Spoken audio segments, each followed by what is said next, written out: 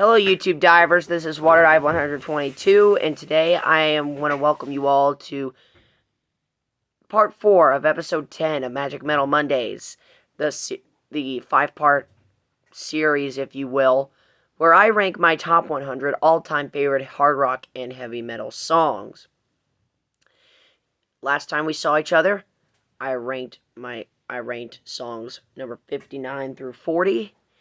And today, we are going to be doing songs 39 through 20. So, we're getting very, very close to my all-time favorite heavy metal and hard rock songs. So, without further ado, let's get started. Coming in at number 39, The Unforgiven 2 by Metallica from 1997's Reload. This is my second favorite song from the Reload and Load era. And it's definitely my favorite song off of Reload. I love the kind of clean tone guitar riff that James Hetfield does on the Telecaster. If you don't know what I'm talking about, I did a cover on The Unforgiven 2 a couple months ago. You could go back on my channel and watch that if you want to, and then come back here and then you can see what I'm talking about. Or if you even know this song, then you pretty much know what I'm talking about.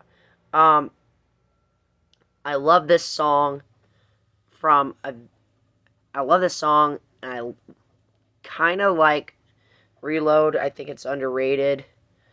But The Unforgiven 2 is easily my favorite song from both the Reload album and from the entire Unforgiven trilogy at all time. I think it smokes the original. Actually, no, I don't think it smokes it. I just think it's way better than the first one, and it's a little bit better than the third, but I really like this version of The Unforgiven, and I wish that this was the original, because it's a lot more memorable in my opinion, even though the original Unforgiven from the Black Album does get a lot of love.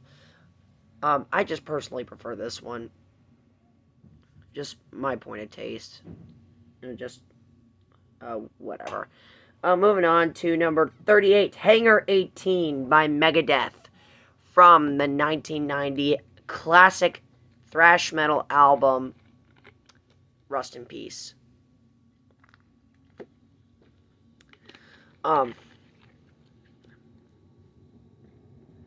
So, this was the second, I think this was the second single off of Rust in Peace behind Holy Wars. Because this song basically followed up Holy Wars. It's a freaking classic. Dave Mustaine sounds amazing vocal-wise. He and Marty Friedman both kick butt on the guitars, as does Dave Ellefson on the bass, and of course, the late Nick Minza on the drums. This song is just freaking amazing. I love the music video for this song. It kind of gives you a lot of memories of the Wake Up Dead music video from their second album, Peace Sells But Who's Buying, which is another great album by Megadeth, by the way. But Hangar 18 is one of the most iconic metal songs you'll ever hear. And of course, the freaking intro kicks butt. So yeah, Hangar 18 by Megadeth, 38. Number 37, Indians by Anthrax from the 1987 album Among the Living. And every time I talk about Anthrax, I mention that one of their guitar players, his name is Dan Spitz, but that's incorrect. His real name is Dan Leichler, something like that. But regardless, he absolutely smokes it on this song, as does Scott Ian. I love the drumming intro to this song that Charlie Benante does. I love the war dance scene, which was written by Scott Ian. And Joey Belladonna sounds amazing on the vocals. And of course, Frank Bello does an amazing job on the bass. So, there's that. So this is easily my favorite song from Among the Living. And that's kind of saying something too, because Among the Living has a ton of classic songs. But to me, this one stands out above the rest. So, there's that. Excuse me. Moving on to number 36, Rock You Like a Hurricane by the Scorpions from 1984's Love at First Sting. Every time you hear this song on the freaking radio, you are like, yeah, I know this song. You might not know the name of the band, but you might have heard the main riff of this song at least once or twice in your life. This was the song that got me into the Scorpions, because I would hear it over and over and over and over and over and over and over again on the radio. It's what got me into this album. It's what got me into the Scorpions, and it basically inspired me to check out all their other stuff. Well, most of their other stuff. So yeah, Rock You Like a Hurricane by the Scorpions coming here at number 36. Number 35, Alice in Hell by Annihilator from the 1989 debut album Alice in Hell. Now, the first time I listened to this song was when Annihilator was a 4-piece band, like recently. And they performed the song at the Wacken ceremony, the Wacken festival, in Germany. I believe that's right. And this was when Jeff Waters was singing for them. Randy Rampage actually sings this song on the Alice in Hell album. It's the only album he sings on for Annihilator, but then he just leaves, or something like that. But in my opinion, this is probably my favorite song off the Alice in Hell album. It's very close between that song and Ligeia. But compared to vocal performances, I feel like Randy Rampage does a better job singing on Alice in Hell compared to Ligeia. So there's that. Alice in Hell by Annihilator coming in at number 35. Number 34, Sweet Child of Mine by Guns N' Roses from the 1987 classic debut album, Appetite for Destruction. Sweet Child of Mine, classic. I mean, for one thing, that opening riff that Slash does, freaking amazing. As I've mentioned, he's one of my favorite guitar players in the hard rock and metal genre. Axl Rose is actually at one of his best vocal performances on this song. And that's saying a lot because he's not really one of my favorite vocalists. But he does a good job on this song. He does a good job on the album. Sweet Child of Mine, easily my favorite song from Appetite for Destruction. Mainly because of how iconic it is. And I just love Slash's playing on this. So, Sweet Child of Mine by Guns N' Roses comes in at number 34. Number 33, The Shade and the Shadow by Helloween from the 2005 album Keeper of the Seven Keys, The Legacy. Now, as I've talked about on my Helloween album rankings, this was the song that got me into Keeper of the Seven Keys, The Legacy. The first song that I ever heard off of this double album. And this song is just freaking overlooked. I view it as underrated. I feel it's underrated. You could go check out the song if you want to. It's really a great, in my opinion, it's a nice little treat from this double album, even though King of a Thousand Years is this close to potentially tying it up, because I also love King of a Thousand Years. But, The Shade and the Shadow by Helloween, in my opinion, it's catchy. It's basically Helloween in a freaking nutshell. And it's easily my favorite song off the album. And it's one of my favorite songs from the Andy Darius era. In fact, it's the song that got me into the Andy Darius era.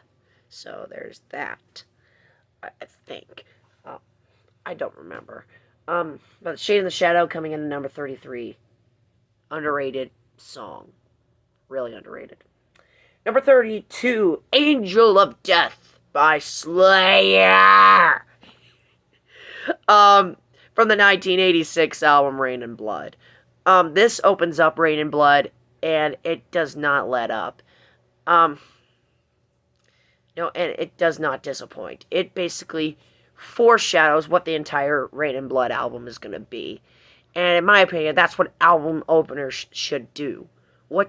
They should give you an idea of what you're going to listen to on this album. And Angel of Death is a perfect example. It's one of my all-time favorite heavy metal album openers. I might make a separate video on that. I don't know. And it opens up my 6th all-time favorite album in any genre, Rain and Blood. So, without further ado, number 32, Angel of Death by Slayer. Number 31, Until It Sleeps by freaking Metallica from the 1996 album Load. Now, this is my favorite song from the Load Reload era. It's just so interesting. It's one of the most interesting songs I have ever heard. Because when I first listened to this song, I actually did not believe this was Metallica. I actually thought it was some different band. I mean, well, I knew it was Metallica that was doing this, but from the way it sounded, it did not sound like Metallica, and to me, that's just freaking fascinating to me. Well, yeah, it fascinates me in a good way, not in a bad way, like freaking Saint Anger. Anyways, so Until It Sleeps, underrated gem, even though it was a single off of this album. I love the first minute. When I was first listening to this, I kept playing the first minute of the song over and over again until I finally decided, screw that, let's just listen to the entire song. And that's what I did. I've loved it ever since. So yeah, Until It Sleeps by Metallica, coming in at number 31. Number 30, Tornado of Souls by Megadeth. Another song off of the 1990 album, Rust in Peace. It's freaking amazing. I love the intro to this song. And I love Dave Mustaine's vocals on here. Excuse me. I love Dave Mustaine's vocals on this song. This is probably my favorite vocal performance from Dave Mustaine of all time. He just sounds so amazing, and I'm sad his voice is gone and Megadeth's forced to play in D-tuning all the time. He loved his voice while he had it. But this song doesn't let up. I mean, it doesn't live up to disappointment at all. I mean, Marty Friedman's guitar solo is amazing. Nick Minz's drumming is also great. Dave Ellefson's bass playing is great. And, of course, Dave Mustaine.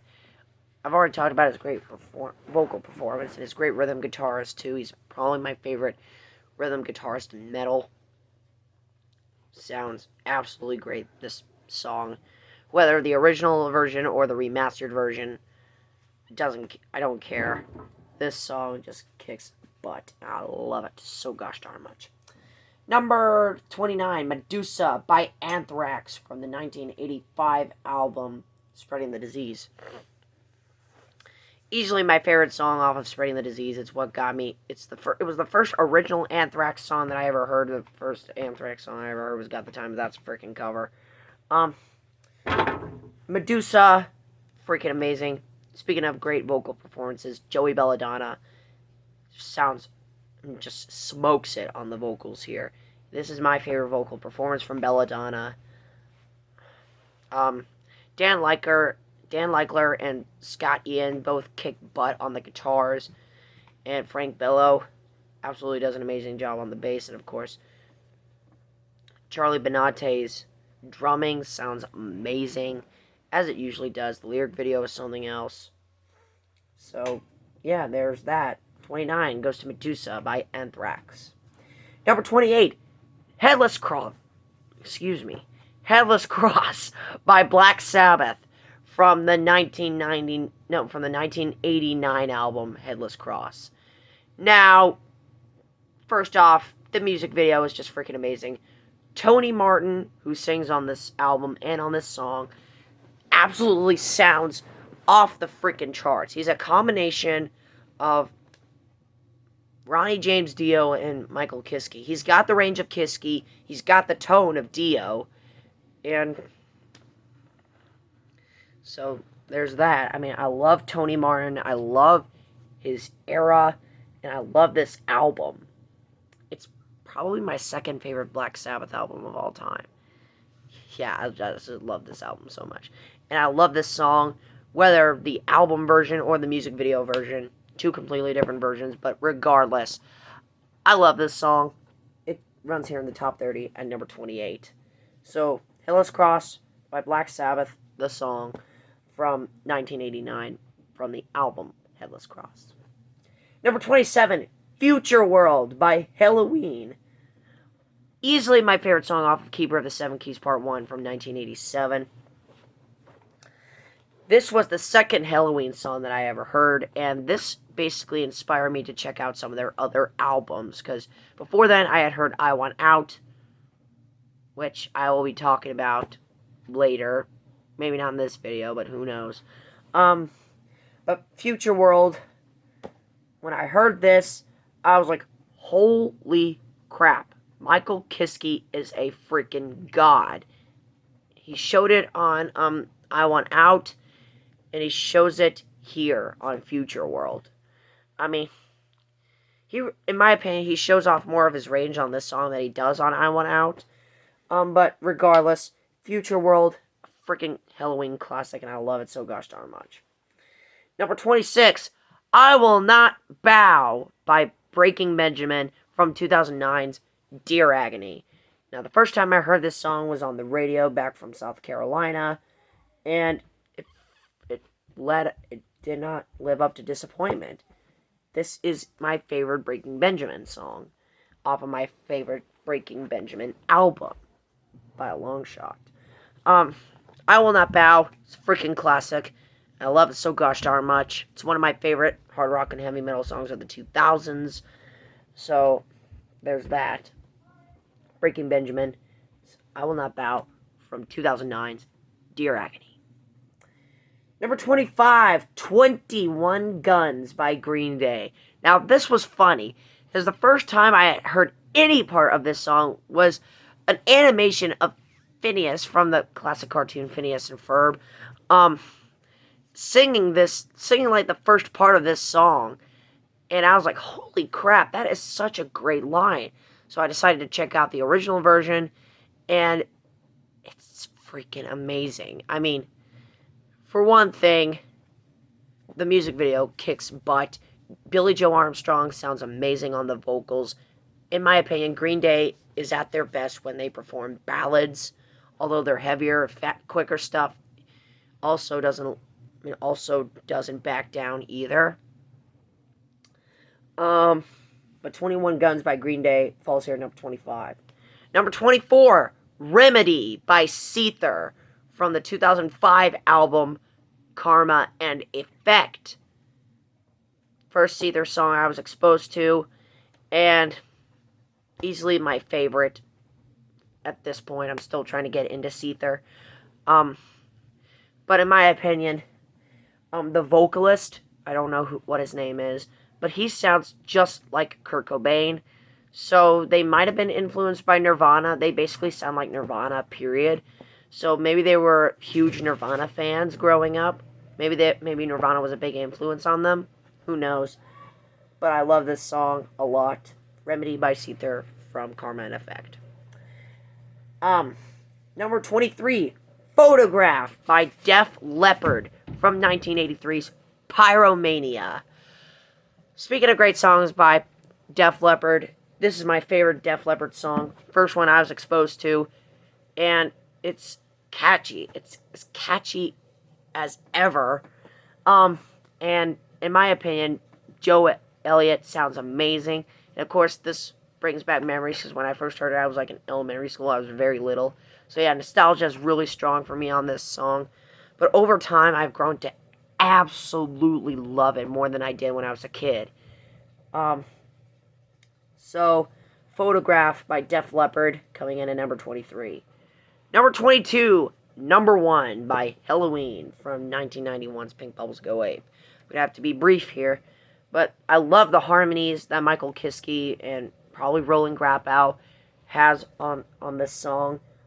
Even though the song was written by Michael Wycath, it's freaking amazing. I already said it. It's one of my favorite songs off of Pink Bubbles Go Ape. And Pink Bubbles Go Ape is one of my favorite Halloween albums, so there's that. Number 1 is a standout track for me on this album. Number 21, Cerise by Ghost from the 2015 album Meteora. A freaking gem. I will just say that. It's a freaking gem.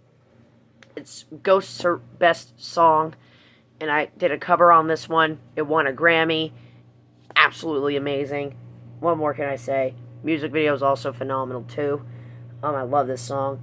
Finally, to wrap up this video, number 20, Sabbath Bloody Sabbath by Black Sabbath, the song, not really the album. I love Sabbath Bloody Sabbath. Of course, this made me love Black Sabbath even more than I already did. I absolutely love this song. And, you know, Ozzy sounds great. Tony Iommi, phenomenal. Geezer Butler, amazing. Bill Ward kicks butt. Yeah, there's not really much else to say here. I absolutely love Sabbath Bloody Sabbath, and it kicks off my top 20, which we will get into in part 5. Alright, so that wraps up part 4. Thank you so much for watching, my fellow YouTube divers. This is WaterDive122 signing out, ready to dive into more fun on YouTube. Thanks for watching.